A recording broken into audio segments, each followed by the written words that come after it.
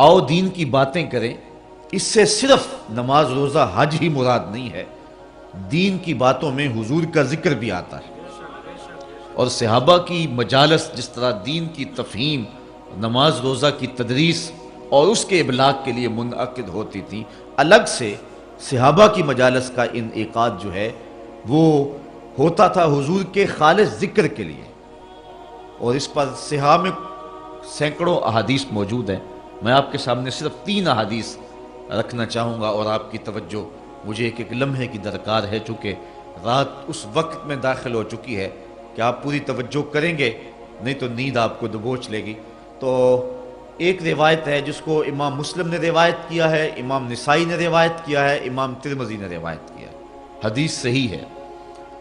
حضور نبی رحمت صلی اللہ علیہ وآلہ وسلم تشریف لائے تو صحابہ بیٹھے ہوئے تھے، اور بیٹھ کر کے کسی مضمون پہ ان کی گفتگو تھی، اور کسی عنوان سے وہ آپس میں مصروف تھے۔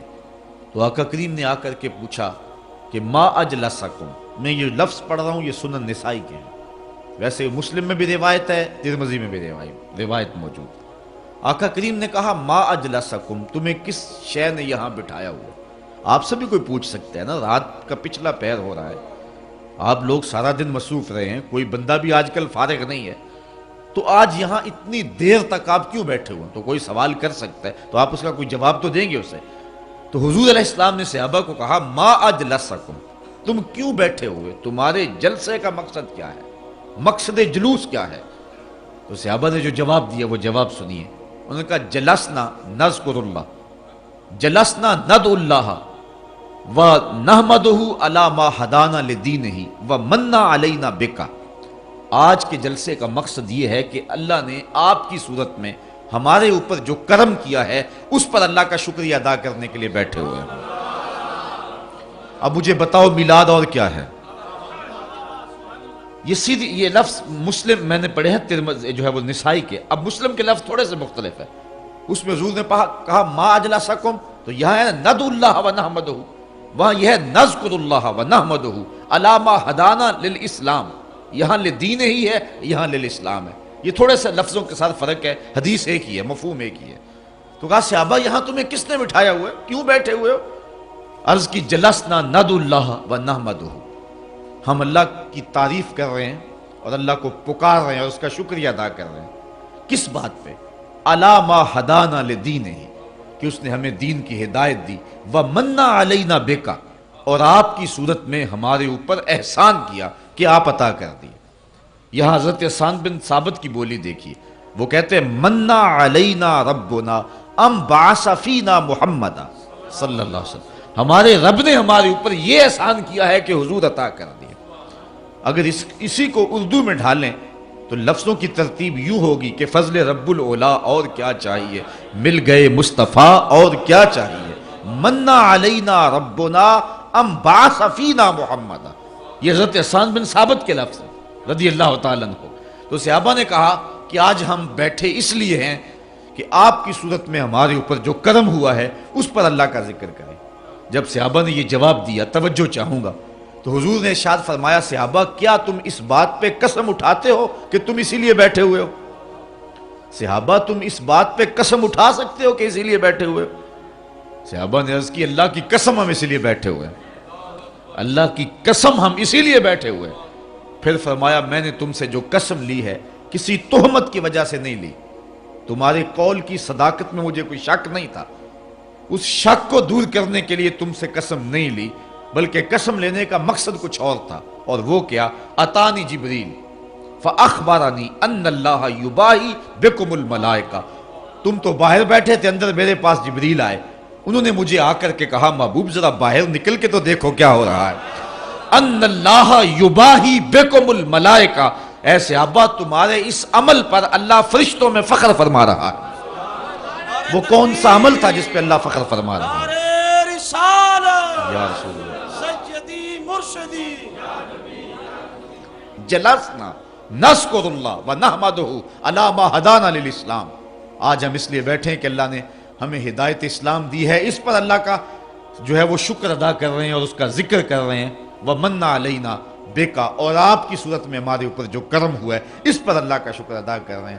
فرمایا صحابہ قسم دو، صحابہ نے قسم دی، کہا کسی تہمت کی وجہ سے قسم نہیں لی بلکہ ماجرا کچھ اور تھا۔ بعض کا قسم واقعے کی اہمیت کو اجاگر کرنے کے لیے لی جاتی ہے، اس لیے اس بات کو اجاگر کرنے کے لیے قسم لی، کہا قسم اس لیے لی کہ تم متنبع ہو جاؤ۔ اور میرے پاس جبریل آئے تھے، انہوں نے مجھے آ کر کے بتایا محبوب تمہارے صحابہ یہ جو کام کر رہے ہیں ان اللہ یباہی بکم الملائکہ، تو صحابہ کے اس عمل پر اللہ فرشتوں میں فخر فرما رہا ہے۔ تو یہ وہ عمل ہے جس پر اللہ تعالیٰ فخر فرماتا ہے، اور یہ حضور کی صورت میں یہ بات کہی جاتی ہے جی حضور آ گئے، کرم ہو گیا، اب بار بار اس کے تذکرے سے کیا فائدہ؟ ٹھیک ہے نماز پڑھو، روزے رکھو، دین پہ عمل کرو، ساری رات نعت خوانی کرتے رہنا اور ساری رات اسی بات کا تذکرہ کرنا کہ حضور آ گئے، حضور آ گئے، ٹھیک ہے جی آ گئے، اس پر کیا تبصرے کی ضرورت ہے؟ یہ صحابہ سے پوچھئے وہ کیوں بیٹھے ہوئے تھے؟ اس لیے حضور مل گئے ہیں اور حضور کے حکم بھی سامنے ہیں، مسجد نبوی بھی ہے، نوافل پڑھ سکتے تھے صحابہ اور پڑھا کرتے تھے، مصحف موجود تھا ان کے پاس، تلاوت کر سکتے تھے، لیکن وہ کیوں بیٹھے ہوئے تھے؟ صحابہ سے پوچھا گیا باقاعدہ اور اس پر قسم لی گئی کہ بتاؤ کیوں بیٹھے ہوئے؟ انہوں نے کہا ہم بیٹھے اس لیے ہیں کہ وَمَنَّ عَلَيْنَا بِكَ، اللہ نے آپ کی صورت میں ہمارے اوپر جو کرم کیا ہے ہم بار بار اسی کا ذکر کرتے چلے جا رہے ہیں۔ اللہ اکبر۔ تو یہ ایک بات تو یہ بات ذہن میں رکھیں کہ صرف نماز، روزے اور حج اور زکوٰۃ اور دیگر احکام شرعیہ کا نام ہی دین نہیں ہے، اکٹھے بیٹھ کے حسن محمد کی باتیں کرنا اور حضور کے آنے پہ اللہ کا تشکر ادا کرنا یہ بھی عین دین ہے۔ دوسری حدیث جس میں حضور علیہ السلام نے اپنا ذکر خود کیا، تشریف لائے، صحابہ باہم بیٹھے ہوئے تھے اور آج تذکرہ چل رہا تھا نبیوں کا۔ ایک نے بولا حضرت آدم علیہ السلام کی بڑی شان ہے، وہ ابو البشر ہے، انسانیت کا نقطہ آغاز ہے۔ دوسرا بولا بالکل ٹھیک کہا تم نے، لیکن حضرت ابراہیم علیہ السلام کا مرتبہ کون سا کم ہے؟ وہ بیٹے کی گردن پہ اللہ کے نام پہ چھری رکھ دیتے اور جلتی ہوئی آگ کے انگاروں میں چھلانگ لگا دیتے۔ تیسرا بولا حضرت موسیٰ علیہ السلام کا مرتبہ کون سا تھوڑا ہے، ہاتھ میں عصا ہے، سر پہ امامہ ہے، اور فرعون کے دربار میں کھڑا ہو کے اللہ کا نبی توحید کا اعلان کر رہا ہے۔ ایک نے کہا حضرت عیسیٰ علیہ السلام کی شان کون سی کم ہے؟ یہ گفتگو کر رہے تھے، آگے تذکرہ تو آنا ہی حضور کا تھا، لیکن حضور خود تشریف لے آئے، جس کا تذکرہ ہونا تھا وہ خود ہی آ گئے۔ آقا کریم فرمایا صحابہ کیا گفتگو کر رہے تھے؟ بلا جھجک کہا ہم نبیوں کا تذکرہ کر رہے ہیں۔ آج تو ایک پیر دوسرے پیر کا نام نہیں لینے دیتا، لیکن صحابہ نے کہا کہ حضور ہم نبیوں کا ذکر کر رہے ہیں۔ حضور خوش ہوئے، فرمایا تم نے کہا آدم صفی اللہ ہیں، ہوا کذالک، بالکل ایسے ہے۔ تم نے کہا نوح نجی اللہ ہیں، ہوا کذالک، بالکل ایسے ہے۔ تم نے کہا ہے کہ موسیٰ کلیم اللہ ہیں، ہوا کذالک، بالکل ایسے ہے۔ تم نے کہا عیسیٰ روح اللہ ہیں، ہوا کذالک، بالکل ایسے ہیں۔ آگے فرمایا الا وانا حبیب اللہ، سن لو میں بھی اللہ کا حبیب ہوں۔ لواء الحمد بیدی یوم القیامہ، سارا حمد کا جھنڈا قیامت کے دن میرے ہاتھ میں ہوگا۔ اور یہ جتنے نبیوں کا تم تذکرہ کر رہے ہو، آدم علیہ السلام سے لے کر کے حضرت عیسیٰ تک، یہ سارے کے سارے نبی میرے جھنڈے کے سائے تلے ہوں گے۔ ولا فخرہ، اور اس پہ میں فخر نہیں کرتا۔ یہاں ملا علی قاری نے مرقات میں بڑی خوبصورت بات لکھی، وہ کہتے ہیں بات فخر والی ہے، کرتے کیوں نہیں؟ ابو البشر، انسانیت کا نقطہ آغاز، جھنڈے کے سائے تلے کھڑا ہو، بات فخر والی ہے کہ نہیں؟ وہ ایک زمانہ تھا کہ کسی شخص کی والدہ فوت ہو گئی، تو ان کا شوق تھا کہ چیلم کی تقریب میں میری حاضری ہو۔ 3-4 گھنٹے کا سفر تھا، میں نے معذرت چاہی، تو اس نے کہا جی ہمارے اس مجمع میں بڑے سول اور فوجی حکمران آئیں گے، آپ کو پیغام دینے کا موقع نصیب مل جائے گا، اتنے لوگ بہانے سے اکٹھے ہوں گے۔ میں نے پھر بھی معذرت چاہی، تو اس نے کہا جی ہمارے ہاں ایک ایٹمی سائنسدان آئیں گے، تو آپ تو پھر آئیں، تو مجھے بھی شوق تھا انہیں دیکھنے کا، تو میں ان کے ہاں چلا گیا۔ جس کی والدہ فوت ہوئی اس کا تو سب کچھ اجڑ جاتا ہے، لیکن میں نے اس شخص کو دیکھا کہ اس کے پاؤں تلے زمین نہیں لگ، پاؤں زمین پہ نہیں لگ رہے تھے، اس خوشی میں کہ آج میرے گھر کے اندر ایسے ایسے مہمان ٹھہرے ہوئے۔ یار جس کے گھر کے اندر چند معزز اور معتبر مہمان ٹھہرے ہوں، خوشی سے اس کے پاؤں زمین پہ نہ لگیں، اور جس کے جھنڈے کے سائے تلے نبی کھڑے ہوں، پھر اس کی کیا کیفیت ہوگی؟ لیکن کہا ولا فخر، میں فخر نہیں کرتا۔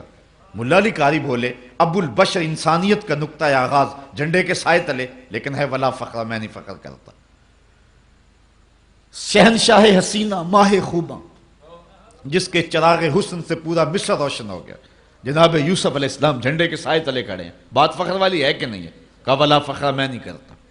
پاؤں کی ٹھوکر سے مردے کو زندگی دینے والا اللہ کا جلیل القدر نبی، بن باپ کے پیدا ہونے والا عیسیٰ روح اللہ، ماں کی آغوش میں نبوت کا اعلان کرنے والا اللہ کا جلیل القدر نبی، ماں کی آغوش میں اپنی نبوت کا اعلان کرنے والا اور اللہ کی طرف سے انہیں کتاب عطا کر